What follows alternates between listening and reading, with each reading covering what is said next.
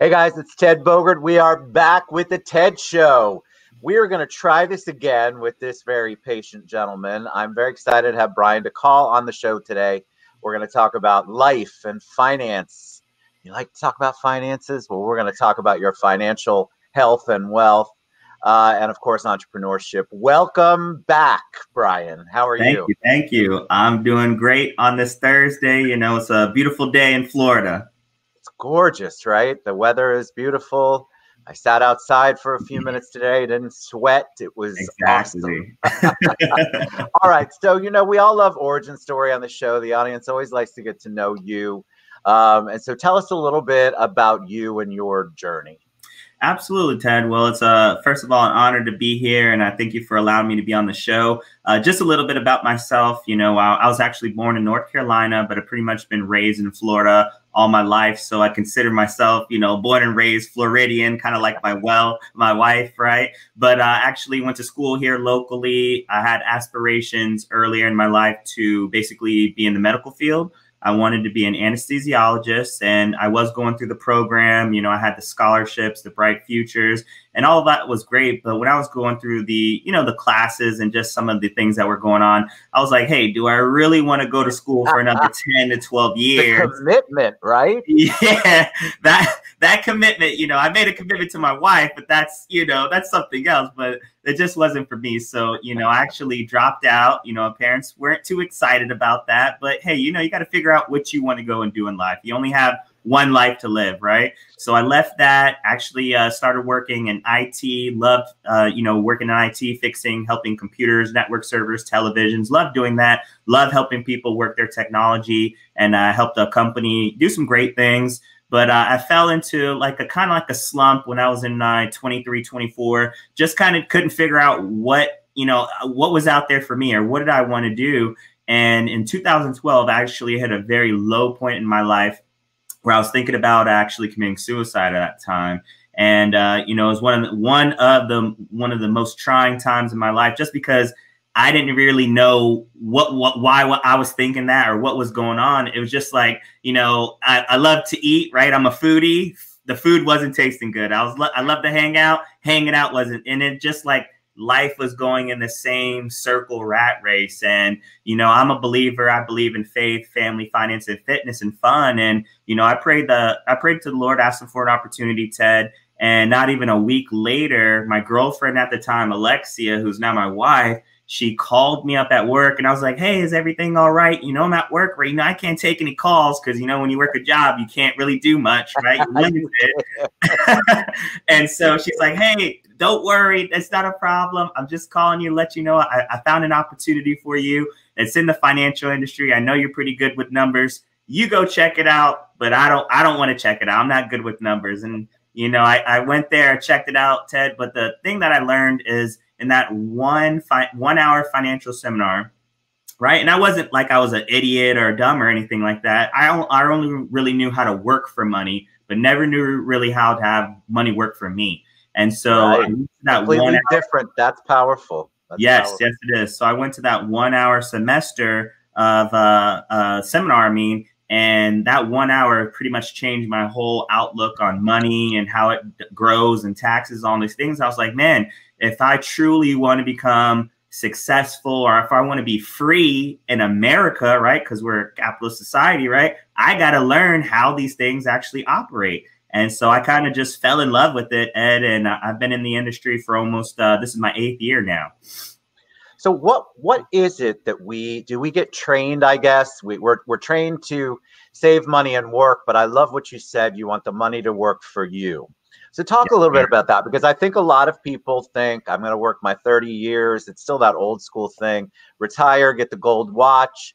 There should be a pension for me. And so much of that just does not happen in real life anymore. Yes, sir. No, that's absolutely true. And I'm not knocking our public school system at all, but our public school system is not designed to necessarily teach us, how taxes work, how credit scores work, how credit works, how to leverage it, how to be an entrepreneur, how to get deductions and things like that. And so when we grow up and we go to school, what do we learn about, Ted? We learn about sex education, some history, not all history. all this other math, all these things, but we're not really learning life skills.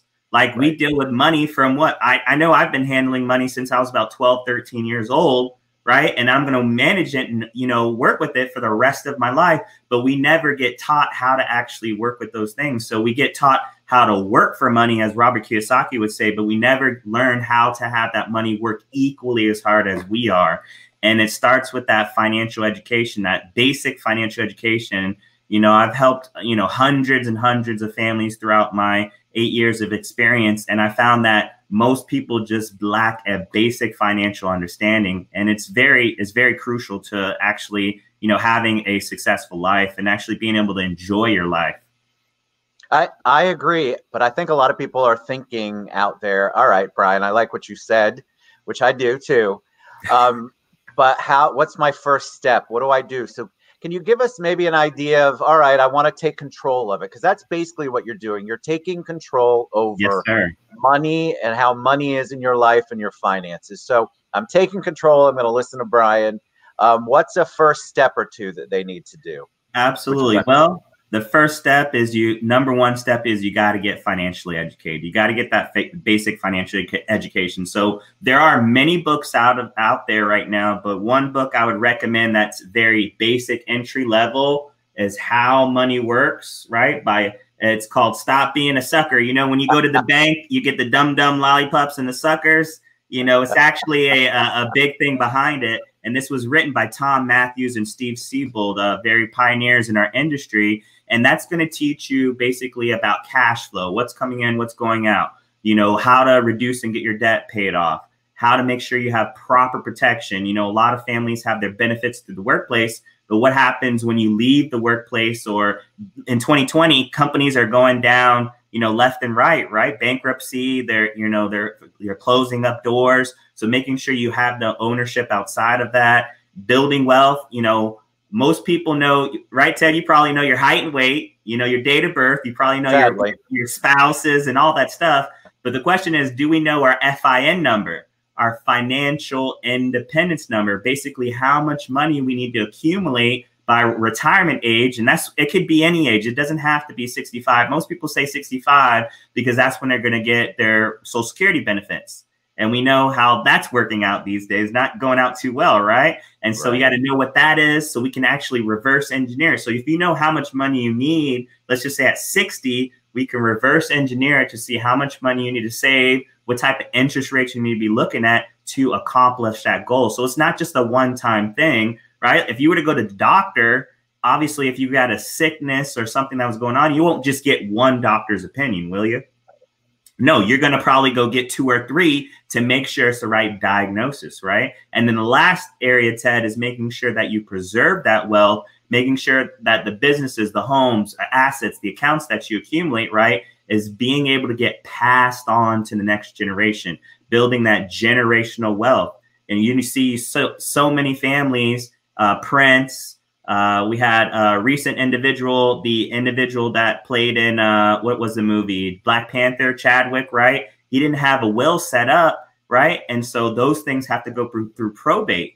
And what happens? That means money's what? Going off to other places, going to taxes. So, you know, when you think about taxes, taxes is one of the most things we ever pay on in our lifetime. It's ridiculous if you actually calculate it.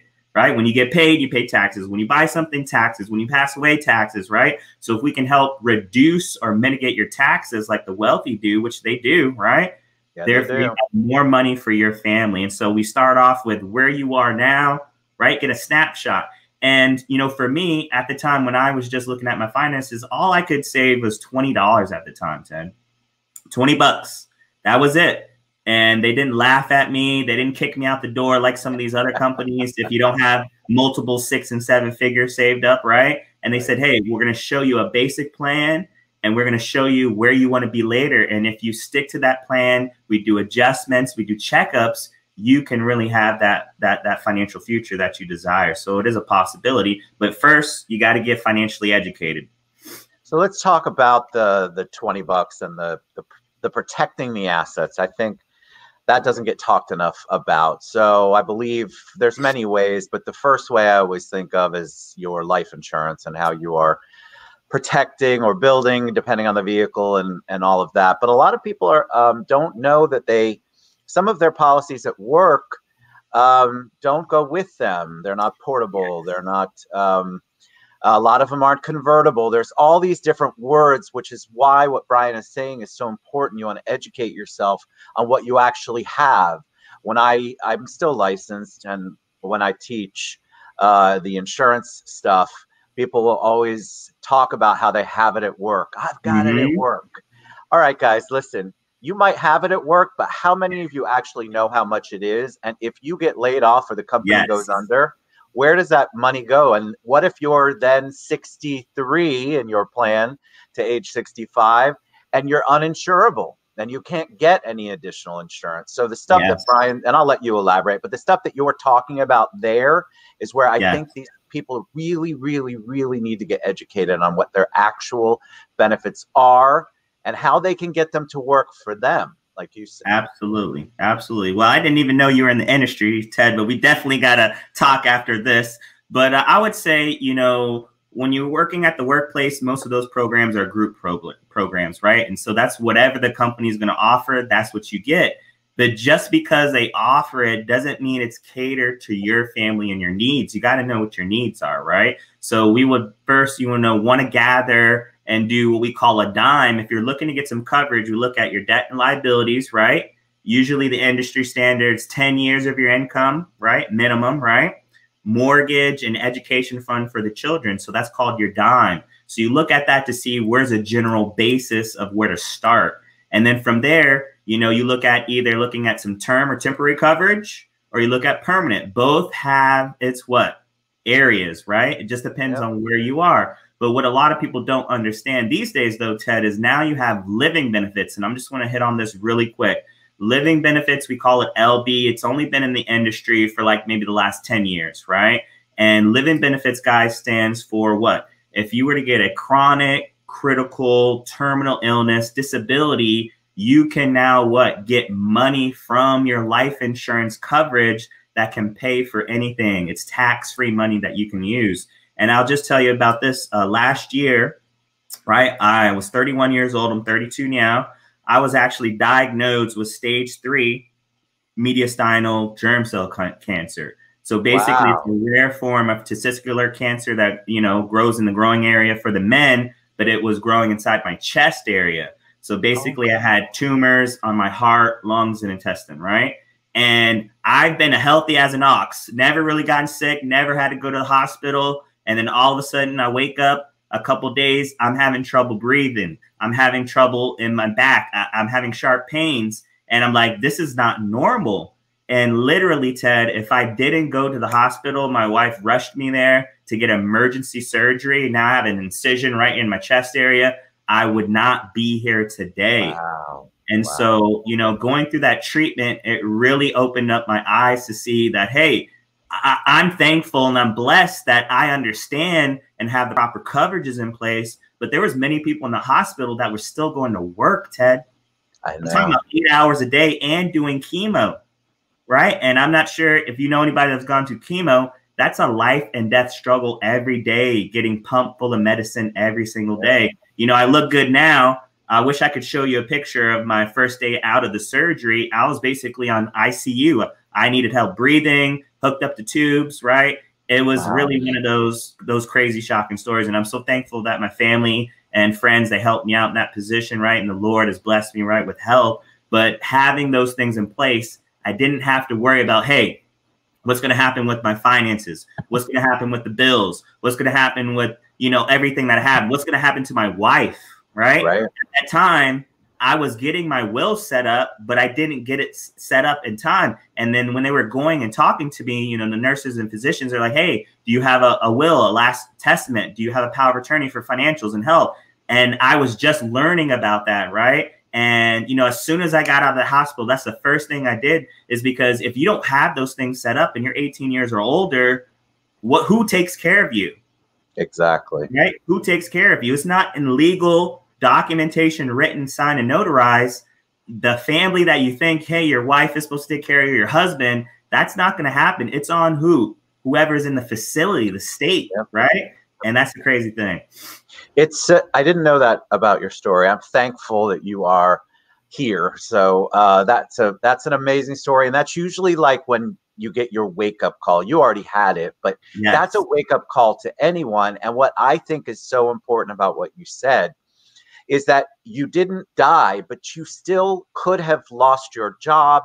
Yes. You could have had no income coming in. What Yes. happens, I think a lot of people think, well, I'm going to work till I die, and then when I die, they can have what my life insurance. Yeah. But if you get super sick and lose your job because you can't go to work, or you're going through chemo, or you're in treatment of some kind, trust me, guys, you're going to be wanting to have that living benefit.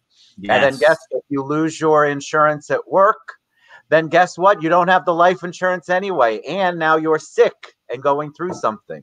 Yes. So there are so many reasons why what Bryan is saying is so accurate, because you have to educate yourself. Now, I'll ask one last question. Because I've been in the industry for so many years, I understand this.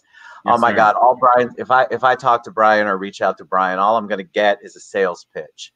I know that's not true, but I want to throw that at you. I want you to talk a little bit about just a couple of minutes and tell us what's that process like. Not every salesperson is a salesy person. Yes. I understand that. You have to understand, Ted, when I got in the industry, I was 24 years old. I was broke mentally. I was broke financially. I had no purpose. I didn't know what I wanted to be, who I wanted to, grow up as. So I had no sense of direction. I had no vision. And when you have no vision, you have no clarity. But when you do have vision, that's when the pain starts disappearing, because now you can kind of build that life that you want. And so what happens is, when typically in the financial industry, yes, you do have people in there that are not looking out for your client's best interests. As a licensed professional, I'm licensed in 10, 15 states, and I'm also about to get licensed in Canada. We have a fiduciary responsibility to do what's in the best interest of our clients. That means, ladies and gentlemen, myself, Ted, whoever's helping you, doesn't matter who it is, they have to do whatever's in the best interest for you. Or what happens is Securities exchange can come after them, insurance commissions, right? You can lose your license, you can go to jail. So it's not something that, it's not a game, ladies and gentlemen. This is very serious. We take what we take very serious, because I treat every individual that I talk to, even if it's not a client, they don't decide doing anything with me, as if it was my first time. Like when I walked in the door, I had no clue what was going on. So we want to make sure we go through everything step by step, not leaving anything to chance. We don't want to leave anything to chance. So we're going to go down. First, we're going to get to know you a little bit. We're going to build some rapport. We're going to make a connection, right? I got to see what you're looking to accomplish. Even if I can even help you, I don't even know if it's a guarantee I can help, right? Then from there, we're going to build that foundation, because you can't just make recommendations. Say, hey, yeah, you need this and you need that and you need that. But there's got to be a basis on why are we making these recommendations. So we're going to give you a plan to show you why we're doing that. And then we're going to show you, hey, this is what you're doing now. This is what we can help you improve. If you want it, we're going to help you. If not, there's no obligation. But I know, though, Ted, and being in the industry, they don't get anything set up. 9 times out of 10, they're going to be in the same position 5 years from now, 10 years from now, 20 years from now. There was people when I first got started and I shared information with them. I was like, hey, I'm learning new things. I think it could help you. Those people are still in the same position that they were 8 years ago, Ted. And now me, being a business owner, right? I'm a broker. I'm in a totally position in life right now. Now I'm talking to new people. I'm in different areas, right? To basically expand my network and to make sure that, everybody's getting that help. And one thing we want to talk about as in 2020, there's a lot of crazy things going on. You got the COVID crisis going on, the financial markets going on. There's so many things going on. A lot of people are not working, 40 million people, right?